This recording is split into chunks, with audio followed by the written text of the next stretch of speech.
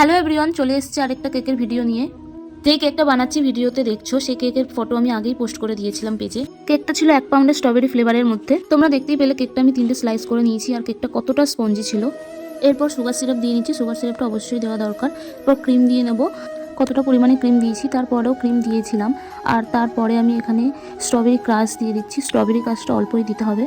Strawberry crush, strawberry essence এগুলো একটু বেশি পরিমাণে চলে গেলে কেকটা একদমই বাজে খেতে লাগে, তাই বুঝে শুনে দিতে হবে। তারপরে সেকেন্ড লেয়ার আমি বসিয়ে দিয়েছি। ঠিক একইভাবে সুগার সিরাপ, ক্রিম, তারপর স্ট্রবেরি ক্রাশ দিয়ে ভালোভাবে ক্রিমের সাথে লাগিয়ে তারপর লাস্টের লেয়ারটা বসিয়ে সুগার সিরাপ দিয়ে সোপ করে নিচ্ছি। অফ ক্যামেরায় কেকটা ক্রাম কোট করে 30 মিনিটের জন্য ফ্রিজে রেখে দিয়েছিলাম। 30 মিনিট পর কেকটা বের করে ফাইনাল ফিনিশিং করে নিচ্ছি।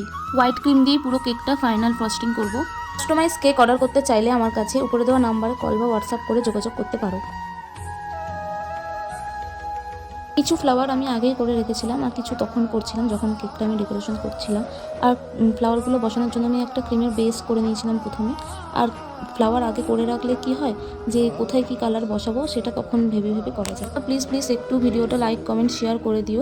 এই গরমের মধ্যে ভয়েস ওভার দেওয়া, ফ্যান অফ করে কাজ করা সত্যি খুব কষ্ট হয়। তোমরা তাই জন্য একটু প্লিজ ভিডিওটা আমার শেয়ার করে দিও। কেকটা কেমন লাগলো সেটা আমাকে অবশ্যই জানিও। ভালো লাগলেও বলো, খারাপ লাগলেও বলো। এই যে আমার কেকের ফাইনাল লুক, কেকটা কেমন লাগলো জানিও। Thanks for watching guys, tata.